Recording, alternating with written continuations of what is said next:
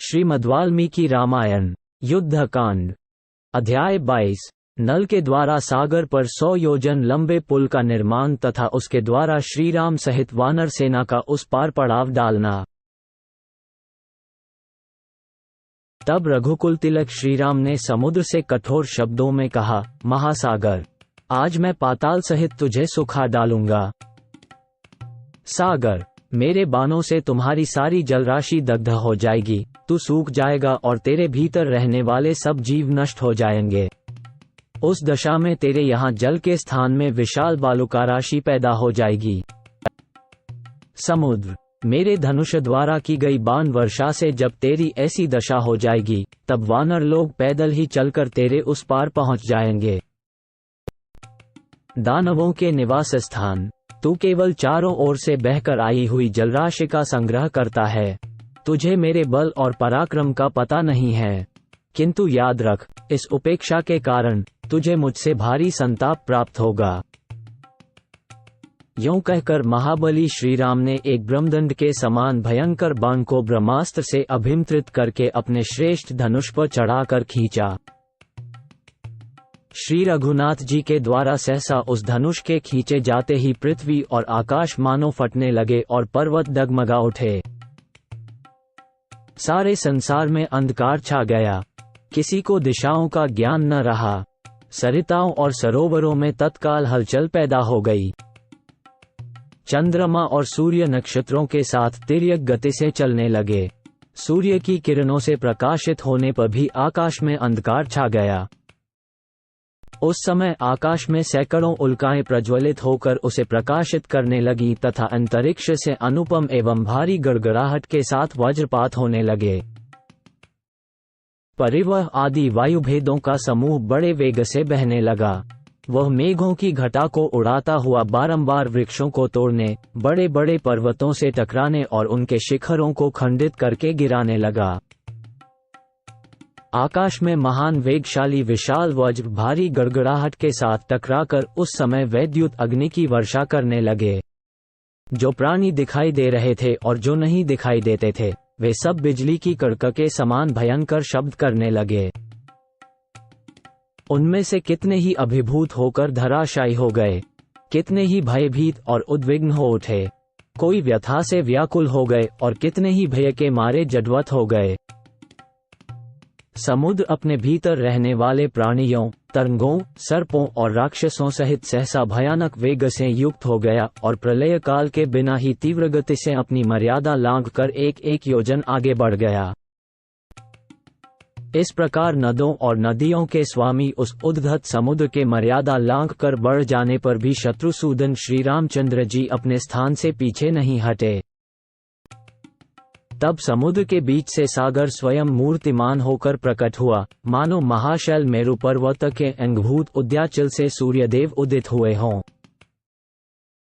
चमकीले मुख वाले सर्पों के साथ समुद्र का दर्शन हुआ।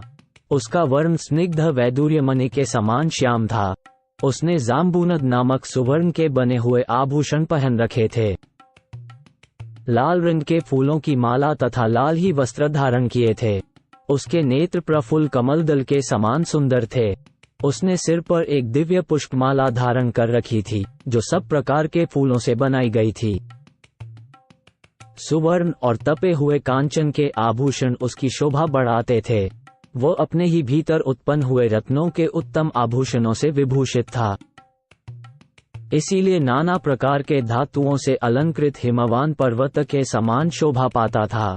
वह अपने विशाल वक्ष स्थल पर कौस्तुभ मणि के सहोदर सदृश एक श्वेत प्रभा से युक्त मुख्य रत्न धारण किए हुए था, जो मोतियों की इकहरी माला के मध्य भाग में प्रकाशित हो रहा था। चंचल तरंगें उसे घेरे हुए थीं। मेघमाला और वायु से वह व्याप्त था तथा गंगा और सिंधु आदि नदियां उसे सब ओर से घेर कर खड़ी थीं। उसके भीतर बड़े बड़े ग्राह उद्भ्रांत हो रहे थे। नाग और राक्षस घबराए हुए थे। देवताओं के समान सुंदर रूप धारण करके आई हुई विभिन्न रूप वाली नदियों के साथ शक्तिशाली नदीपति समुद्र ने निकट आकर पहले धनुर्धर श्री रघुनाथ जी को संबोधित किया और फिर हाथ जोड़कर कहा, 23, 25। सौम्य रघुनंदन, पृथ्वी, वायु, आकाश, जल और तेज ये सर्वदा अपने स्वभाव में स्थित रहते हैं, अपने सनातन मार्ग को कभी नहीं छोड़ते, सदा उसी के आश्रित रहते हैं। मेरा भी यह स्वभाव ही है जो मैं अगाध और अथाह हूँ, कोई मेरे पार नहीं जा सकता। यदि मेरी थाह मिल जाए तो यह विकार मेरे स्वभाव का व्यतिक्रम ही होगा। इसलिए मैं आपसे पार होने का यह उपाय बताता हूँ। राजकुमार, मैं मगर और नाग आदि से भरे हुए अपने जल को किसी कामना से, लोभ से अथवा भय से किसी तरह स्तंभित नहीं होने दूंगा। श्री राम, मैं ऐसा उपाय बताऊंगा जिससे आप मेरे पार चले जाएंगे, ग्राह वानरों को कष्ट नहीं देंगे, सारी सेना पार उतर जाएगी और मुझे भी खेद नहीं होगा। मैं आसानी से सब कुछ सह लूंगा।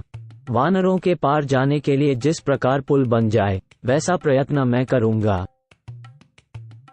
तब श्री रामचंद्र जी ने उससे कहा, वरुणालय, मेरी बात सुनो, मेरा यह विशाल बाण अमोघ है, बताओ इसे किस स्थान पर छोड़ा जाए। श्री रामचंद्र जी का यह वचन सुनकर और उस महान बाण को देखकर महातेजस्वी महासागर ने रघुनाथ जी से कहा, प्रभु, जैसे जगत में आप सर्वत्र विख्यात एवं पुण्यात्मा हैं, उसी प्रकार मेरे उत्तर की ओर द्रुमकुल्य नाम से विख्यात एक बड़ा ही पवित्र देश है। वहां आभीर आदि जातियों के बहुत से मनुष्य निवास करते हैं, जिनके रूप और कर्म बड़े ही भयानक हैं। वे सब के सब पापी और लुटेरे हैं। वे लोग मेरा जल पीते हैं। उन पापाचारियों का स्पर्श मुझे प्राप्त होता रहता है, इस पाप को मैं नहीं सह सकता। श्री राम, आप अपने इस उत्तम बाण को वहीं सफल कीजिए। महामना समुद्र का यह वचन सुनकर सागर के दिखाए अनुसार उसी देश में श्री रामचंद्र जी ने वह अत्यंत प्रज्वलित बाण छोड़ दिया। वह वज्र और अश्नि के समान तेजस्वी बाण जिस स्थान पर गिरा था, वह स्थान उस बाण के कारण ही पृथ्वी में दुर्गम मरुभूमि के नाम से प्रसिद्ध हुआ। उस बाण से पीड़ित होकर उस समय वसुधा आर्तनाद कर उठी। उसकी चोट से जो छेद हुआ, उसमें होकर रसातल का जल ऊपर को उछलने लगा। वो छिद्र कुएं के समान हो गया और व्रंग के नाम से प्रसिद्ध हुआ। उस कुएं से सदा निकलता हुआ जल समुद्र के जल की भांति ही दिखाई देता है। उस समय वहां भूमि के विदीर्ण होने का भयंकर शब्द सुनाई पड़ा। उस बाण को गिराकर वहां के भूतल की कुक्ष में, तालाब, पोखरे आदि में वर्तमान जल को श्री राम ने सुखा दिया। तब से वह स्थान तीनों लोकों में मरुकांतार के नाम से ही विख्यात हो गया। जो पहले समुद्र का कुक्ष प्रदेश था, उसे सुखाकर देवोपम पराक्रमी विद्वान दशरथ नंदन श्री राम ने उस मरुभूमि को वरदान दिया। यह मरुभूमि पशुओं के लिए हितकारी होगी। यहाँ रोग कम होंगे। ये भूमि फल, मूल और रसों से संपन्न होगी। यहाँ घी आदि चिकने पदार्थ अधिक सुलभ होंगे। दूध की भी बहुतायत होगी। यहाँ सुगंध छाई रहेगी और अनेक प्रकार की औषधियाँ उत्पन्न होंगी। इस प्रकार भगवान श्री राम के वरदान से वह मरु प्रदेश इस तरह के बहुसंख्यक गुणों से संपन्न हो सबके लिए मंगलकारी मार्ग बन गया। उस कुक्षस्थान के दग्ध हो जाने पर सरिताओं के स्वामी समुद्र ने संपूर्ण शास्त्रों के ज्ञाता श्री रघुनाथ जी से कहा, सौम्य, आपकी सेना में जो यह नल नामक कांतिमान वानर है, साक्षात विश्वकर्मा का पुत्र है। इसे इसके पिता ने यह वर दिया है कि तुम मेरे ही समान समस्त शिल्पकला में निपुण होगे। प्रभु, आप भी तो इस विश्व के सृष्टा विश्वकर्मा हैं। इस न के हृदय में आपके प्रति बड़ा प्रेम है। यह महान उत्साही वानर अपने पिता के समान ही शिल्प कर्म में समर्थ है, अतः यह मेरे ऊपर पुल का निर्माण करे। मैं उस पुल को धारण करूंगा। यूं कहकर समुद्र अदृश्य हो गया। तब वानर श्रेष्ठ नल उठकर महाबली भगवान श्री राम से बोला, प्रभु, मैं पिता की दी हुई शक्ति को पाकर इस विस्तृत समुद्र पर सेतु का निर्माण करूंगा। महासागर ने ठीक कहा है। संसार में पुरुष के लिए अकृतज्ञों के प्रति दंडनीति का प्रयोग ही सबसे बड़ा अर्थ साधक है, ऐसा मेरा विश्वास है। वैसे लोगों के प्रति क्षमा, सांत्वना और दान नीति के प्रयोग को धिक्कार है। इस भयानक समुद्र को राजा सगर के पुत्रों ने ही बढ़ाया है। फिर भी इसने कृतज्ञता से नहीं, दंड के भय से ही सेतु कर्म देखने की इच्छा मन में लाकर श्री रघुनाथ जी को अपनी थाह दी है। मंदराचल पर विश्वकर्मा जी ने मेरी माता को यह वर दिया था कि देवी, तुम्हारे गर्भ से मेरे ही समान पुत्र होगा। इस प्रकार मैं विश्वकर्मा का औरस पुत्र हूँ और शिल्प कर्म में उन्हीं के समान हूँ। इस समुद्र ने आज मुझे इन सब बातों का स्मरण दिला दिया है। महासागर ने जो कुछ कहा है ठीक है, मैं बिना पूछे आप लोगों से अपने गुणों को नहीं बता सकता था, इसीलिए अब तक चुप था। मैं महासागर पर पुल बांधने में समर्थ हूँ, अतः सब वानर आज ही पुल बांधने का कार्य आरंभ कर दें। तब भगवान श्री राम के भेजने से लाखों बड़े बड़े वानर हर्ष और उत्साह में भरकर सब ओर उछलते हुए गए और बड़े बड़े जंगलों में घुस गए। वे पर्वत के समान विशालकाय वानर शिरोमणि पर्वत शिखरों और वृक्षों को तोड़ देते और उन्हें समुद्र तक खींच लाते थे।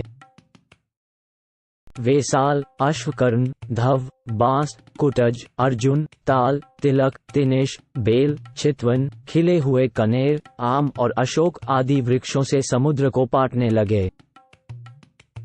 वे श्रेष्ठ वानर वहां के वृक्षों को जड़ से उखाड़ लाते या जड़ के ऊपर से भी तोड़ लाते थे। इंद्रध्वज के समान ऊंचे ऊंचे वृक्षों को उठाए लिए चले आते थे। ताड़ों, अनार की झाड़ियों, नारियल और बहेड़े के वृक्षों, करीर, बकुल तथा नीम को भी इधर उधर से तोड़ तोड़ कर लाने लगे। महाकाय महाबली वानर हाथी के समान बड़ी बड़ी शिलाओं और पर्वतों को उखाड़कर यंत्रों, विभिन्न साधनों द्वारा समुद्र तट पर ले आते थे।